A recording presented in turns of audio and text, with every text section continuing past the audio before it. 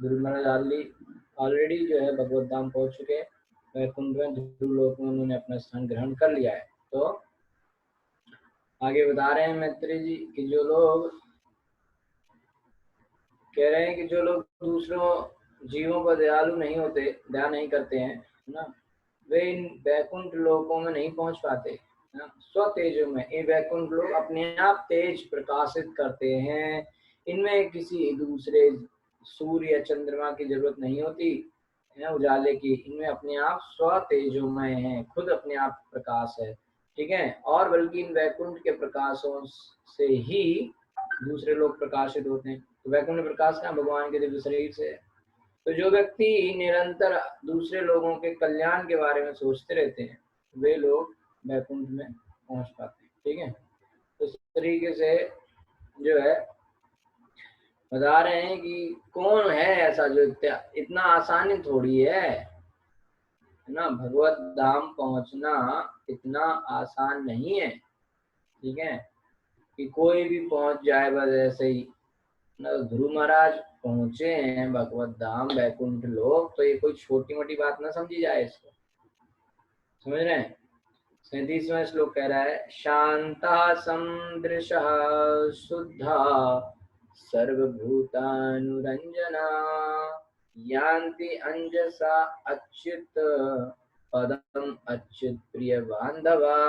शांत माने शांत, समदृश माने समदर्शी, शुद्ध शुद्धा पवित्र सर्व समभूत जीवात्मा, अनुरंजना प्रसन्न करने वाले, यान्ति जाते हैं, अंजसा सरलता पूर्वक, अच्युत भगवान के पदम धाम को, अच्युत प्रिय भगवान के भक्त बांधवा मित्र।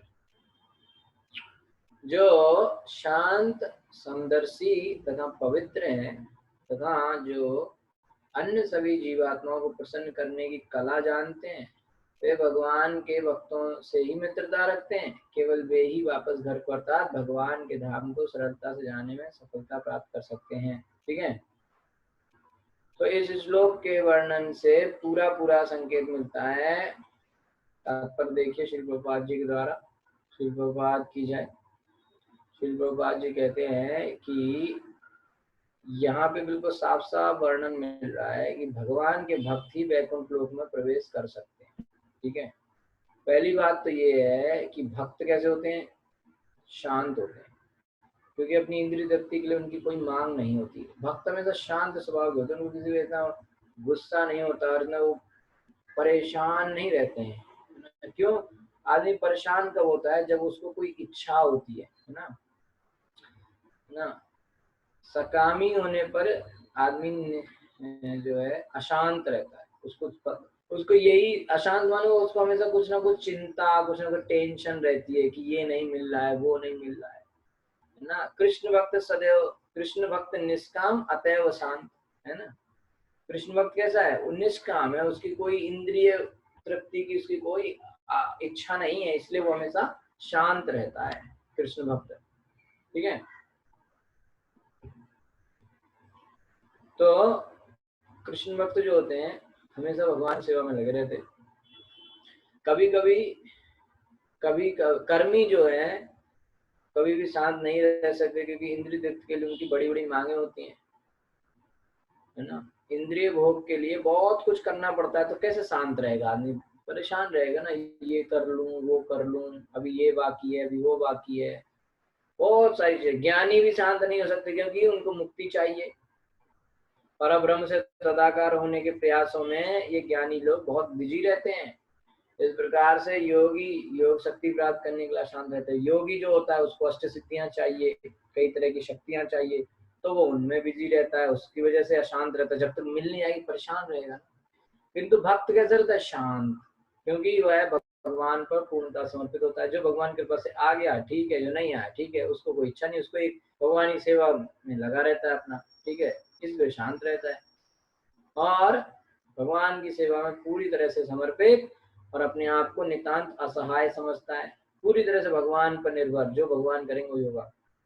उदाहरण दे रहे हैं कि जिस प्रकार शिशु अपनी माता पिता पर आश्रित रहकर परम शांति पाता है ना, उसी प्रकार भक्ति भगवान की कृपा पर आश्रित रहने कारण पूरी तरह शांत रहता है। छोटा बच्चा कैसे आराम से शांति से सोता रहता है, उसको टेंशन नहीं है, उठेगा, रोएगा, दूध मिलेगा, पेट भरेगा, खेलेगा कूदेगा, वापस आएगा, रोएगा, दूध मिलेगा, खाना मिलेगा, टेंशन क्या है।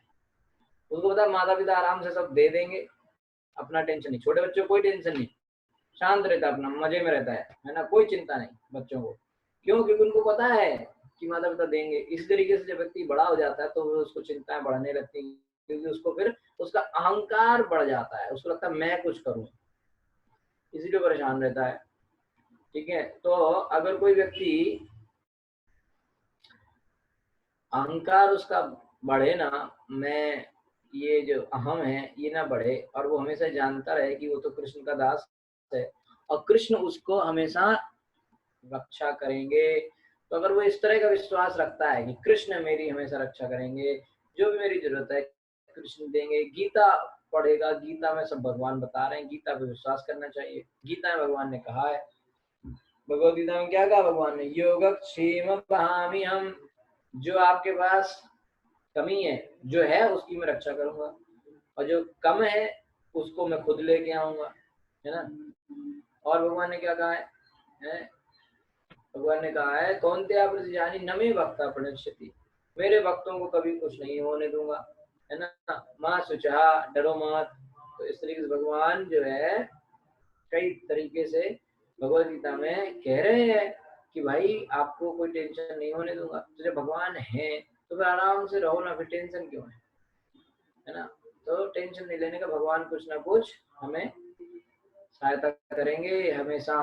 तो जैसे एक छोटा बच्चा अपने माता पिता पर पूरी तरीके से निर्भर रहते हुए आराम से शांत रहता है जीवन में, उसे कोई चिंता नहीं रहती, उस तरीके से भक्त है, उसको भी कोई चिंता नहीं रहती, वो जो है अपना भगवान की भक्ति में लगा रहता है, उसको पता है कि भगवान उसका ध्यान रखेंगे।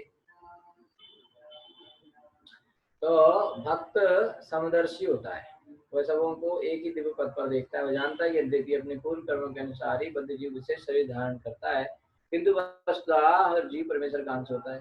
तो भक्त सभी जीवात्माओं को आत्म दृष्टि से देखता है और देहात्म बुद्धि स्तर पर जीव जीव में भेद नहीं मानता। ऐसे गुण भक्तों की संगति से ही उत्पन्न होते हैं। भक्तों की संगति के बिना मनुष्य कृष्ण चेतना में प्रगति नहीं कर सकता। क्या लिखा है यहाँ पर? यहाँ पर बता रहे हैं कि भक्तों की संगति के बिना मनुष्य कृष्ण चेतना में प्रगति नहीं कर सकता। कृष्ण भक्ति में, कृष्ण चेतना में अगर हमें आगे बढ़ना है तो भक्तों की संगति बहुत ही ज्यादा जरूरी है। बिना भक्तों की संगति के हम नहीं बढ़ पाएंगे। ठीक है, क्योंकि जो भी अच्छे गुण हैं, भक्तों वाले गुण हैं, वो तभी पैदा होते हैं हमारे अंदर, वही गुण तब आते हैं जब हम भक्तों की संगति करते हैं। इसलिए प्रभुपाद जी कह रहे हैं कि इसी वजह से हमने अंतरराष्ट्रीय कृष्ण भावनामृत संघ यानी कि इस्कॉन की स्थापना करी है। वास्तव में जो भी इस संघ में रहता है उसमें स्वतः कृष्ण चेतना उत्पन्न हो जाती है। ठीक है, जो भी भक्तों संग में आएगा अपने आप भक्त बन जाएगा, उसको कोई प्रयास नहीं करने पड़ेगा। तो भक्त बड़े, भगवान को भक्त जो है बहुत प्रिय होते हैं, और भगवान भक्त को भगवान प्रिय है, भगवान को भक्त प्रिय है। तो केवल इस स्तर पर मनुष्य कृष्ण चेतना में प्रगति कर सकता है। ठीक है, कृष्ण भावना भावित व्यक्ति, पुरुष अथवा भगवान के भक्त ही हर किसी को प्रसन्न रख सकते हैं, जैसा कि कृष्ण भावनामृत आंदोलन से परिलक्षित होता है।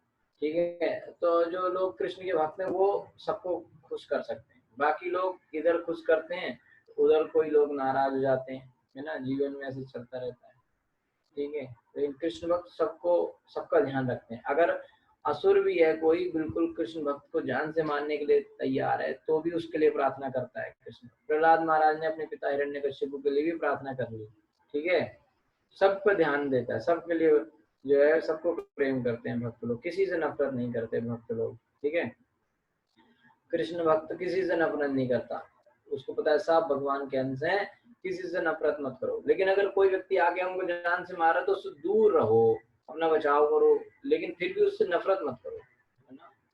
ये है उनकी, वो जो लोग गलत काम करते हैं ना, उनका, उनके ऊपर दया आनी चाहिए कि कैसे गलत काम में फंसा है बेचारा, समझ नहीं पा रहा है, भगवान इस पर दया करो, इसको बुद्धि आए, ऐसे प्रार्थना करना चाहिए। ठीक है, प्रहलाद महाराज ने क्या प्रार्थना करी कि अरे भगवान, हमारे पिताजी तो इतने दुष्ट थे, हैं, वो इतना सब कुछ फालतू का आपके प्रति, आपके विरोध में, भक्तों के विरोध में इस तरह से आंदोलन कर रहे थे, आप उन पर कृपा करें, उनको दंड ना दें, उनके पापों को क्षमा करें। तो इस तरह से भक्त जो है, जो उसको मारना चाह रहा है उसके लिए भी प्रार्थना करता है, ठीक है।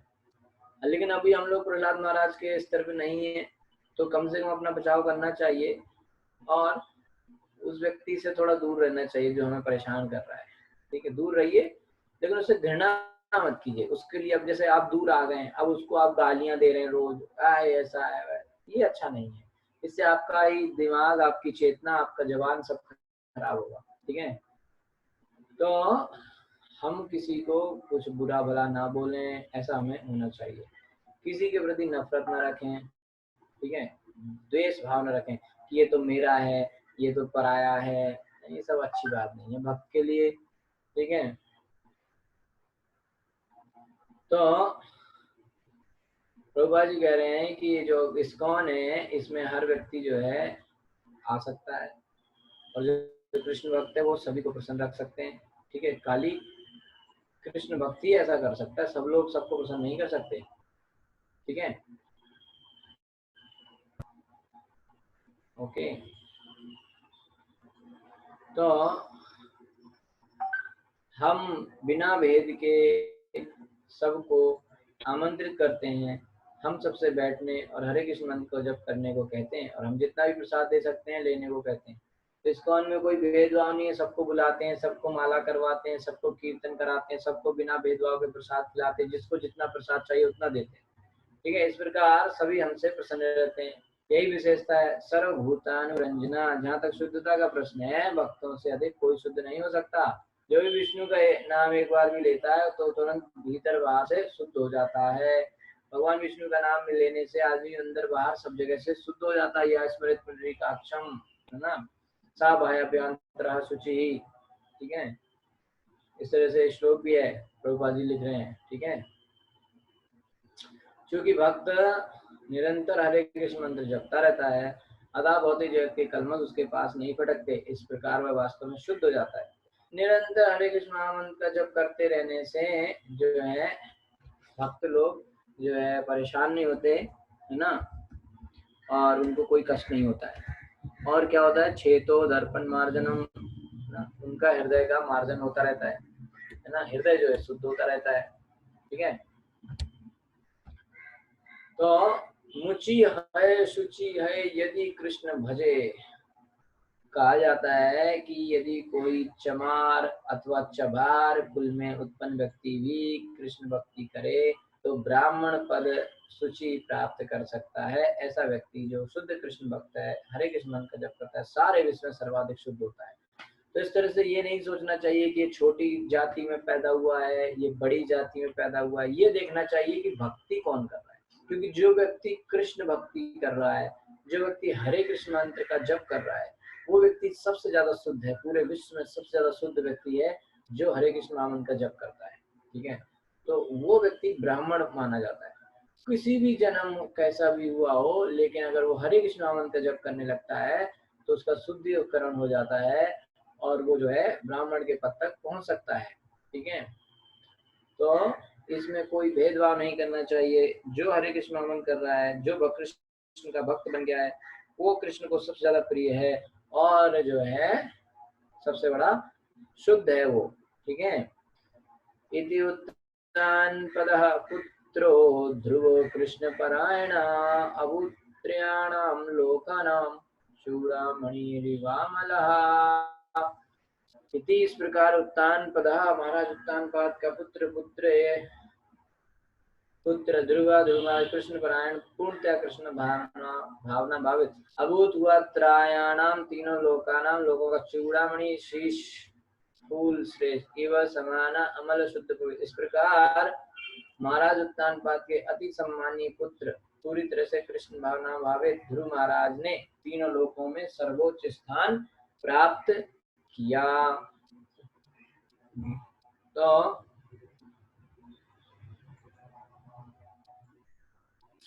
कह रहे हैं संस्कृत भाषा का कृष्ण पारायण शब्द कृष्ण भावनामृत या कृष्ण चेतना का ही सही द्योतक है। चाहे कृष्ण पारायण बोलो या कृष्ण चेतना में बोलो, एक ही बात है। परायण का अर्थ है अग्रसर होना। तो जो भी कृष्ण की ओर बढ़ रहा है, कृष्ण के लक्ष्य की ओर आगे बढ़ रहा है, वह कृष्ण परायण या कृष्ण चेतना में कहलाता है। ध्रुव महाराज के उदाहरण से सूचित होता है कि प्रत्येक कृष्ण भक्त तीनों लोगों के शीर्ष पर पहुंचने की आशा कर सकता है। कृष्ण भक्ति वाला सबसे आगे पहुंच सकता है। कृष्ण भक्त किसी भी महत्वाकांक्षी भौतिकतावादी की कल्पना से परे उच्च स्थान ग्रहण कर सकता है। भौतिक जगत में कोई व्यक्ति बहुत मेहनत करके कितना भी बड़ा आदमी बन जाए, लेकिन जो कृष्ण भक्त है उसके पद को प्राप्त नहीं कर सकता। कृष्ण भक्त तो सबसे ऊंचे पद पर जाता है, जैसे कि ध्रुव महाराज गए हैं। ठीक है। गंभीर वेगा अनिमिषम ज्योतिषाम चक्रमाहितम यस्मिन् भ्रमति कौरव्य मेढ्यामिव गवांगणः। गंभीर वेग, अत्यधिक वेग से, अनिमिषम निरंतर, ज्योतिषम नक्षत्रों का, चक्रम गोलक, आहितम जड़ा हुआ, यस्मिन जिसके चारों ओर, भ्रमति घूमता है, चक्कर लगाता है, कौरव्य हे विदुर, मेड्यम मध्यवर्ती स्तंभ, इव सदृश, गवाम बैलों का, गणः समूह। मैत्रेय ऋषि संत मैत्रेय ने आगे कहा, हे कौरववंशी विदुर, जिस प्रकार बैल अपनी दाईं ओर बांधे मध्यवर्ती लट्ठे के चारों ओर चक्कर लगाते हैं, उसी प्रकार आकाश के सभी नक्षत्र अत्यंत वेग से ध्रुव महाराज के धाम का निरंतर चक्कर लगाते रहते हैं। ठीक है। इस ब्रह्मांड का प्रत्येक ग्रह अत्यंत वेग से यात्रा करता है, हर ग्रह घूमता रहता है। श्रीमद् भागवत के कथन से पता चलता है कि सूर्य भी 16,000 मील प्रति सेकंड की गति से यात्रा करता है। कौन? सूरज। सूर्य जो है चलता रहता है। आपने सुना होगा सूरज के पास एक रथ है, उसमें 7 घोड़े हैं, उसको चलाने वाला अरुण है, एक पहिया है उसमें। ठीक है। तो कैसे चलता है? 16,000 मील प्रति सेकंड की स्पीड से सूरज चलता है। और ब्रह्म संहिता के इस श्लोक यत् चक्षुरेषु सविता सकल ग्रहाणाम में सूर्य को भगवान गोविंद का नेत्र माना गया है। इसकी भी एक कक्षा होती है जिसकी भी तरह चक्कर लगाता रहता है।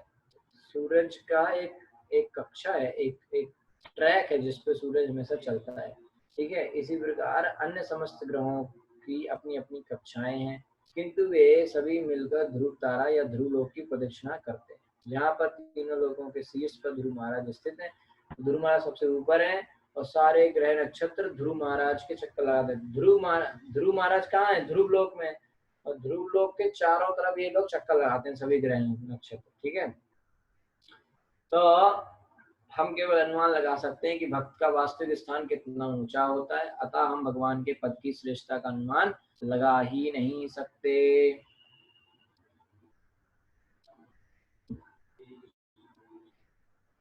ठीक है। तो जैसे कोल्हू का बैल होता है ना, उसके एक तरफ डंडा लगा रहता है और वो ऐसे कनेक्टेड रहता है, तो वो ऐसे गोल गोल गोल बैल जो है चक्कर लगाते रहते हैं। तो ऐसे ही सारा नक्षत्र, ग्रह नक्षत्र ध्रुव लोक जहाँ ध्रुव महाराज रहते उसके चक्कर लगाते रहते। आपने देखा होगा, रात को नहीं देखा है तो आज देख लेना। ठीक है। रात को आप छत पे जाएंगे तो आपको 7 तारे दिखेंगे, पतंग के जैसे, है ना। उसे कहते हैं सप्तऋषि। वो 7 ऋषि हैं। तो आपने जो कल हम पढ़ रहे थे उसमें देखा होगा कि ध्रुव महाराज जब वो लेके जा रहे थे, परसों आया था, है ना। तो ये 7 ऋषियों से भी ऊपर लेके गए वो। तो ये 7 ऋषि दिखते हैं। ठीक है। तारे, 7 तारे। ठीक है। तो आप देखना रात को एक तरफ होते हैं, फिर धीरे धीरे धीरे धीरे घूमते रहते हैं ध्रुव तारे की तरफ। उत्तर दिशा में दिखता है ध्रुव तारा, है ना। तो ध्रुव तारा वही ध्रुव लोक है। तो ध्रुव तारा और ये 7 ऋषि रहते हैं, तो धीरे धीरे धीरे धीरे घूमते रहते हैं उसके चारों तरफ, है ना। आप देखेंगे सुबह उठ के देखेंगे तो दूसरी तरफ होगा वो 7 तारे, है ना। तो सारे ग्रह नक्षत्र घूमते हैं और किसकी परिक्रमा करते हैं? ध्रुव लोक की परिक्रमा करते हैं। ठीक है। तो ये जो 36 से 40 श्लोक है जिसमें ध्रुव लोक की महिमा का वर्णन हो रहा है कि ध्रुव लोक कितना महान है। तो ध्रुव लोक की महिमा का गुणगान हो रहा है, जिसमें 40वां श्लोक आ रहा है लास्ट। महिमानं विलोक्यास्य नारदो भगवान ऋषिः आतोत्यं विदुदन् श्लोक सत्रे गायत प्रचेतसाम महिमानम यश विलोक देखकर अस्य ध्रुव महाराज का नारद मुनि भगवान के समान पूज्य ऋषि संता आत्मोद्यम वीणा विद्युदन बजाते हुए श्लोक 17 एक स्थल में अगायत उच्चारण के प्रचेतसाम प्रचेताओं के ध्रुव महाराज की महिमा को देखकर नारद मुनि अपनी वीणा बजाते बजाते प्रचेताओं के यज्ञ स्थल पर गए और प्रसन्नता पूर्वक निम्नलिखित 3 श्लोकों का उच्चारण किया। ठीक है। अच्छा, तो ध्रुव महाराज के गुणगान में नारद जी गाते गाते गए और उन्होंने 3 श्लोक बोले। ठीक है। तो अभी हमने सुना था, क्या सुना था?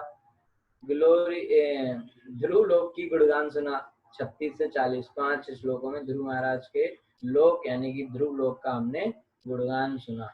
अब हमें 3 श्लोकों में नारद जी के मुखारविंद से ध्रुव महाराज का गुणगान सुनने को मिलेगा।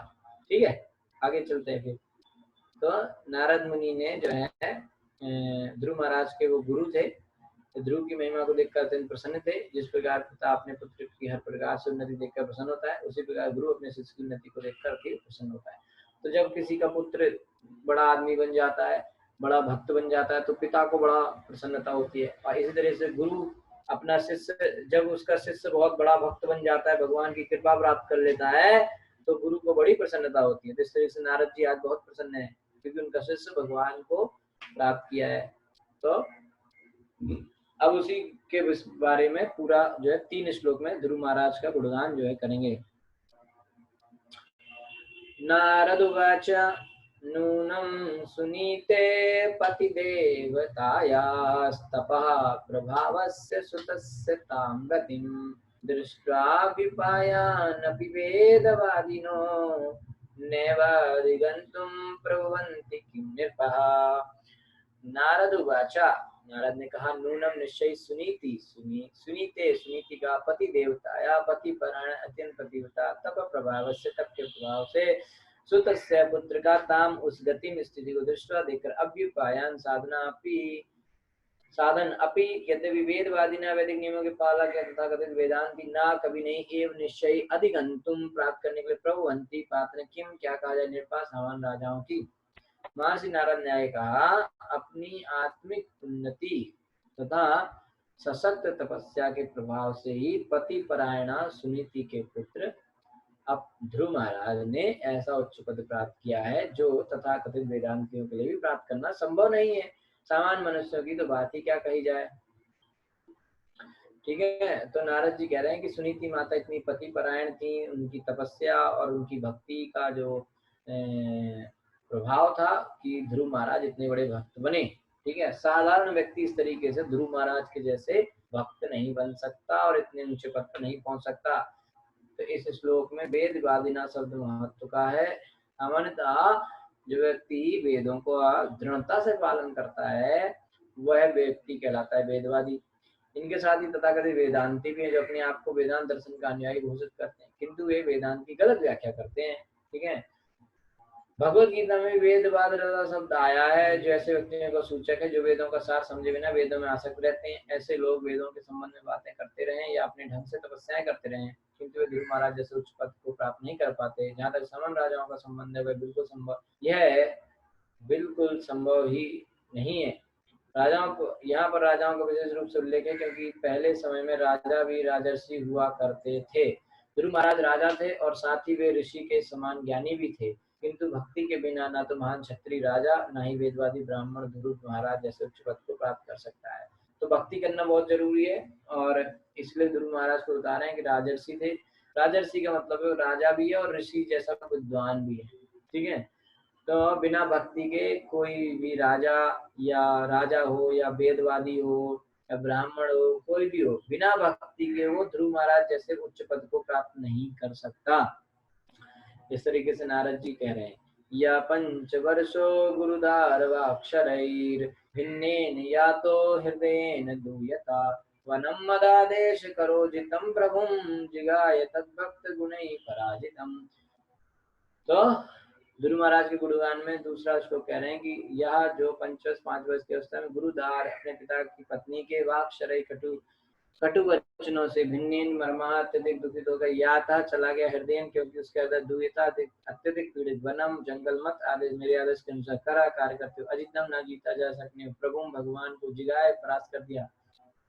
तो उसके भक्तों के गुण ही गुणों से पराजितम जीता हुआ। महर्षि नारद ने आगे कहा कि देखो ना किस प्रकार ध्रुव महाराज अपनी विमाता के, अपनी सौतेली माता के कटु वचनों से मर्माहत होकर केवल 5 वर्ष की अवस्था में जंगल चले गए और उन्होंने मेरे निर्देश में तपस्या की। यद्यपि भगवान अजय हैं, किंतु ध्रुव महाराज ने भगवत भक्तों के विशिष्ट गुणों से समन्वित होकर उन्हें परास्त कर दिया। ठीक है, तो ये जो है प्रचेताओं को बता रहे हैं ध्रुव महाराज सब कुछ। ठीक है, ओके, तो पूरी स्टोरी शॉर्ट में बता दी कि सौतेली माता ने कुछ बुरा भला कहा, 5 साल की उम्र में जंगल चले गए। नारद जी ने उनको दिशा निर्देश दिया, शिक्षा दीक्षा दिया और उन्होंने भगवान की प्राप्ति की। भगवान को प्राप्त करना कोई छोटी मोटी बात नहीं है, लेकिन फिर भी जो है उन्होंने ध्रुव महाराज ने अपनी भक्ति से भगवान को प्राप्त किया।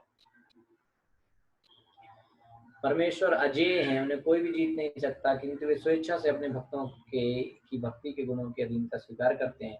उदाहरणार्थ, अब भगवान को कोई अपने वश में नहीं कर सकता, लेकिन वो भगवान जो है वो अपने भक्त की भक्ति को देख के उसके पास आ जाते हैं, उसकी बात मान लेते हैं। ठीक है, उदाहरण के लिए भगवान कृष्ण ने अपनी माता यशोदा के नियंत्रण की अधीनता स्वीकार की, क्योंकि वे एक महान भक्त थी, यशोदा माता, है ना। और यशोदा माता ने बांध लिया ना, तो वैसे कोई बांध सकता है क्या? नहीं बांध सकता, लेकिन भगवान यशोदा माता के प्रेम से बंध गए। ठीक है, और भगवान को अपने भक्तों की अधीनता प्रिय लगती है। चैतन्य चरितामृत में उल्लेख है कि प्रत्येक व्यक्ति भगवान के समक्ष आकर स्तुति करता है, किंतु भगवान उससे उतने प्रसन्न नहीं होते जितना कि वे अपने को अधीन समझकर अपने भक्तों की प्रेममयी डांट से प्रसन्न होते हैं। ठीक है, भगवान अपनी उच्च स्थिति को भूलकर अपने शुद्ध भक्त के समक्ष स्वेच्छा से समर्पण कर देते हैं। भगवान अपने भक्तों के प्रति समर्पण कर देते हैं। ठीक है, भगवान जब नंद महाराज कहते थे जाओ मेरा चप्पल उठा के लाओ, तो भगवान उसको सिर पे रख के लाते थे। गोपियां कहती तुमको अगर मक्खन चाहिए, छाछ चाहिए तो नाच के दिखाओ, तो भगवान नाचते थे, है ना। तो भगवान इस तरीके से अपने भक्तों के अधीन रहते हैं प्रेम की वजह से। ठीक है, अच्छा, तो ध्रुव महाराज भगवान को इसलिए जीत पाए क्योंकि जब वे 5 वर्ष के थे तभी उन्होंने भक्ति करने के लिए कठोर तपस्या की थी। यह भक्ति निसंदेह नारद मुनि के निर्देशन में संपन्न हुई थी। नारद मुनि ने तो उनको बताया था कैसे करना है। ठीक है, तो भक्ति का प्रथम नियम, अब ये इम्पोर्टेंट बात है कि नारद मुनि ने सिखाया था, तो भक्ति का जो पहला नियम क्या है? भक्ति का आदौ गुरु आश्रयम। 64 जो चीजें श्री रूप गोस्वामी पाद ने बताई हैं, उनमें से पहली है आदौ गुरु आश्रयम। प्रारंभ में प्रमाणिक गुरु स्वीकार करना होता है, ये सबसे पहला कदम है भक्ति का, कि आपको एक गुरु बनाना है अपना। ठीक है, पहली चीज है भक्ति की। ठीक है, और यदि भक्त गुरु के आदेशों को दृढ़ता से पालन करता है, जिस प्रकार ध्रुव महाराज ने नारद मुनि के आदेश का पालन किया, तो उसे भगवान की कृपा प्राप्त करने में कोई कठिनाई नहीं होती है। पहला काम गुरु बना लीजिए, गुरु की प्राप्ति के बाद जो गुरु बताए करते जाइए, तो अपने आप भगवान प्राप्ति हो जाएगी। फिर टेंशन क्या है, जो गुरु कहते जाए आप करते जाओ फटाफट, और बस भगवान आपको मिल ही जाएंगे। इतना आसान है। मेन चीज क्या है? गुरु का चरणों का शरण लेना। तो भक्ति के गुणों का सार है कृष्ण के प्रति विशुद्ध प्रेम की उत्पत्ति।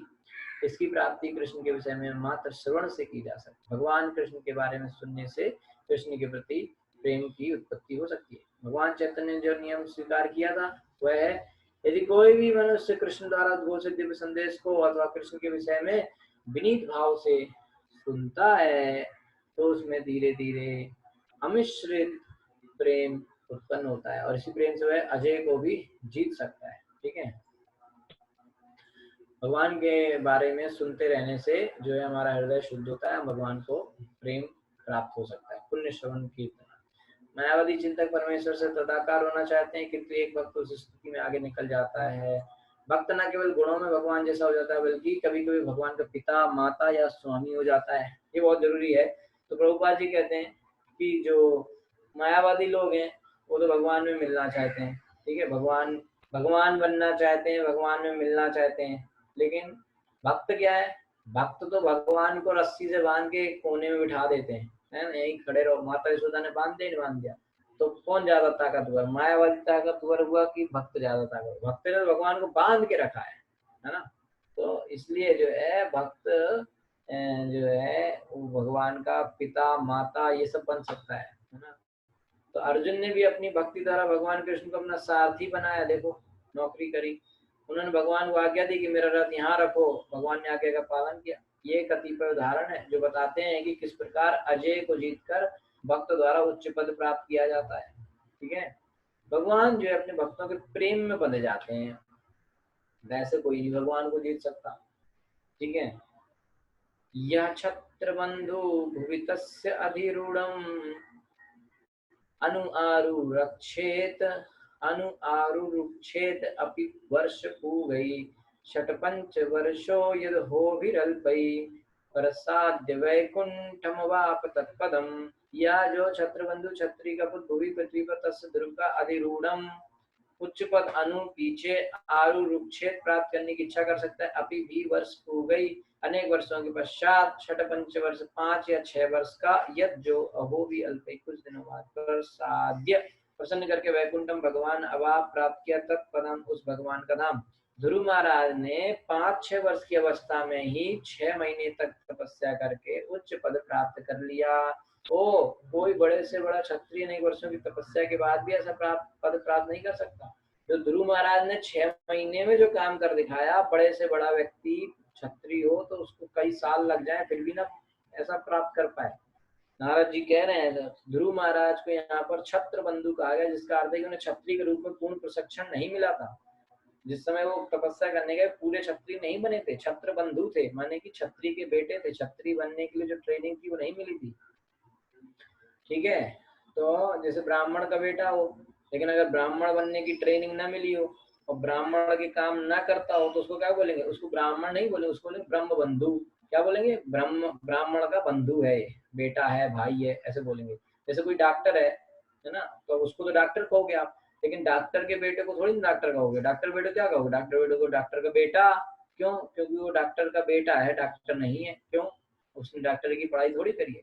लेकिन अगर वो डॉक्टरी की ट्रेनिंग ले लेता है, डिग्री ले लेता है, तो फिर उसको भी आप डॉक्टर कहोगे। ऐसे ही होता है ना।